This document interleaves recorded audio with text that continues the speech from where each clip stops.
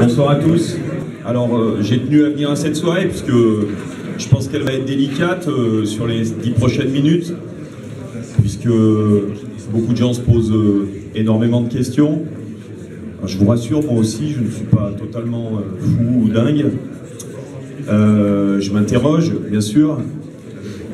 Maintenant, je pense que il y a deux options par rapport au projet que je vous vends depuis 3 ans. La première, c'est de succomber à nos résultats décevants et de vouloir tout changer.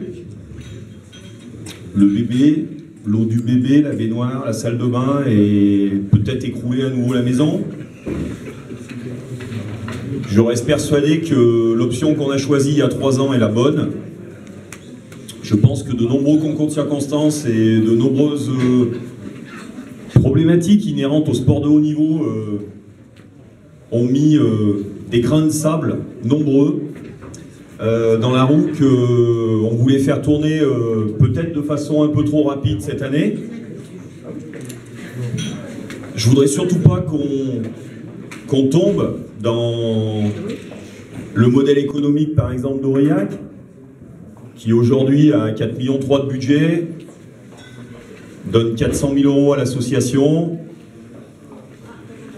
et renouvelle son cheptel, puisque c'est comme ça qu'il faut dire quand on change de monture tous les 2 ans à peu près, renouvelle son cheptel régulièrement en allant en faisant tourner la map monde et en allant chercher des individus sur toute la planète.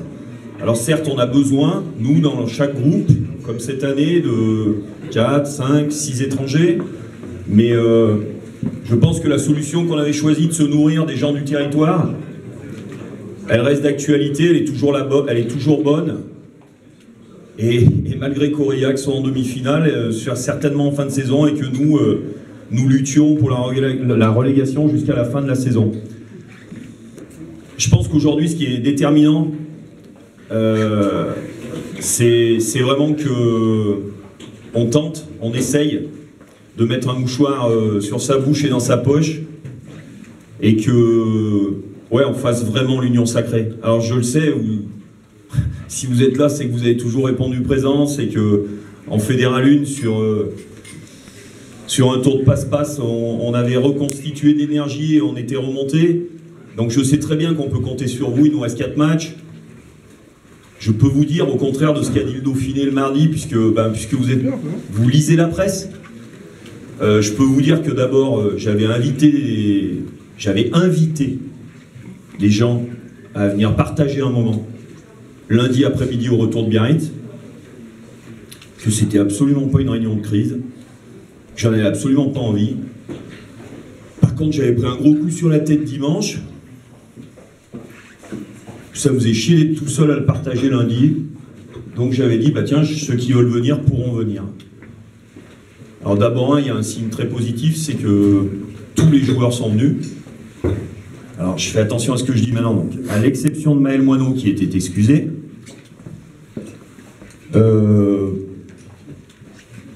Camille, sur un moment d'égarement, s'est lâché et est parti. Il est vite revenu. Donc, ce qui est regrettable, c'est que le lendemain, quand j'ai ouvert le journal, j'ai vu qu'il y avait mon SMS, j'ai vu qu'il y avait des commentaires. C'est fini. On est jeudi soir. Dimanche, il y a un match contre Aurillac. Contre Colomiers. On a une petite pause qui va faire du mal à la tête parce que ça va être très long. On va aller à Narbonne, on va recevoir Béziers et on va aller à Aurillac. Enfin. Donc, tout ce qui s'est dit, je vous le dis aussi, j'ai répondu au Dauphiné aujourd'hui, puisqu'ils m'ont questionné que je ne prenais plus la parole jusqu'au maintien. Je voudrais juste savoir si là on parle un peu de l'extra sportif, est-ce que vraiment dans l'équipe, il y a vraiment un soutien complet de l'équipe? Est-ce qu'il y a des scissions dans les joueurs? Parce que nous on ne voit pas quand on va au stade sur le terrain. On voit l'équipe de Bourgoin, est-ce que vraiment ils sont tous soudés entre eux? Ils sont là, les joueurs de Bourgoin, il y en a 5 ce soir, qui n'ont pas été désignés mais qui ont voulu venir. On a quelqu'un qui vient de l'extérieur, Vincent Barrière. On a Léandre Cotte qui est là depuis un petit moment, qui a joué en espoir chez nous. On a Pierre Gilcoé qui fait partie des gens qui ont connu d'autres aventures, qui fait partie du territoire, puisque le compas n'est pas très grand pour aller vers chez lui, et qui est revenu pour l'année de fédéral. On a Bogdan, qui a transhumé à Mont-de-Marsan l'année dernière, qui a un profil aussi différent. Et puis on a Baptiste, le roi du fromage de chèvre de Saint-Luc-Chalessin, et donc qui est un pur produit local. Pourquoi je vous dis qui on a? On a 5 profils différents. Alors, je ne vous cache pas que, et c'est ce que j'ai dit aux joueurs dimanche, j'étais persuadé qu'en fait qu'on avait beaucoup plus d'atouts que Narbonne, que Dax, que Massy, que tous ces clubs-là, parce qu'à un moment donné, nos racines, fortement ancrées dans le territoire, allaient nous permettre de vraiment nous serrer les coudes. On s'aperçoit que le retour de flamme de la montée de fédéral est compliqué, qu'on a une année de transition, on a beaucoup de joueurs qui sont en fin de contrat. C'est la règle. Là, c'est un jugement qui m'est propre, ce que je vais dire. Je pense qu'il y en a beaucoup qui pensaient qu'ils avaient des CDI à Bourgoin et qui ont découvert que ça pouvait s'arrêter. Les gens qui sont partis ont eu la chance de toujours savoir que ça durait qu'un temps. C'est vrai que c'est compliqué à gérer, d'arriver avec sa femme, ses enfants, d'acheter une baraque, de se dire dans 2 ans on redéménage, on part, on ne sait pas si on va y retourner, on ne sait pas ce qu'on fait. Donc c'est vrai que la situation est tendue, parce qu'en plus on s'était imaginé qu'on allait pratiquement jouer une demi-finale.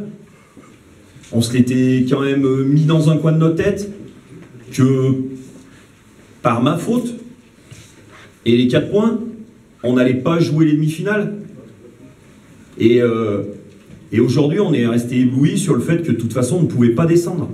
Parce que tout le monde, tous ceux qui nous voyaient disaient « Ouais, mais Bourgoin, ouais, mais à Bourgoin, ouais, mais Bourgoin. » Aujourd'hui, j'espère que pendant ces 4 matchs, on va retrouver une âme. Franchement, à midi, tout le monde a mangé à Saint-Save. Tous les jeudis, ils mangent tous ensemble.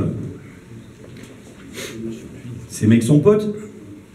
Maintenant, on s'aperçoit qu'à Aurillac, ils sont pas potes. À Narbonne, il y a 21 Australiens, ils s'en branlent. Ouais, mais ils gagnent. Donc, peut-être qu'on n'a pas eu les mots, peut-être qu'on n'a pas bien réagi par rapport au collectif, peut-être qu'on n'a pas mis en place l'organigramme de façon précise, peut-être. On sera tous coupables, le staff, l'équipe, les dirigeants,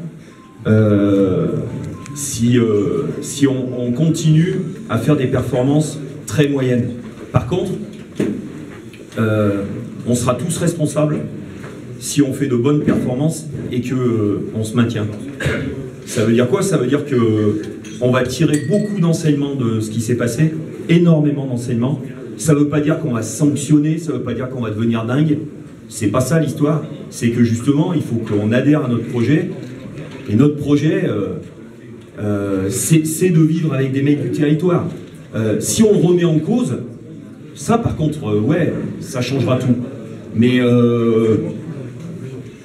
aujourd'hui, pour l'instant, le conseil d'administration, j'ai pas l'impression que les socios, j'ai pas le sentiment que l'association veuille changer son fusil d'épaule. Donc, si on reste sur cette ligne, il faut qu'on continue. Par contre, ce qui est sûr, c'est qu'aujourd'hui, on n'a pas su créer d'énergie dans ce groupe. L'énergie nécessaire est suffisante, parce qu'aujourd'hui, le couloir de Rajon, la traversée de la tribune piscine à Rajon, les 6000 supporters que vous êtes à Rajon ne suffisent plus pour gagner un match. C'est clair, on ne fait plus peur à grand monde. Et puis aujourd'hui, le niveau de la Pro D2 est suffisamment élevé pour qu'on soit dans la difficulté dès qu'on fait une faute de goût.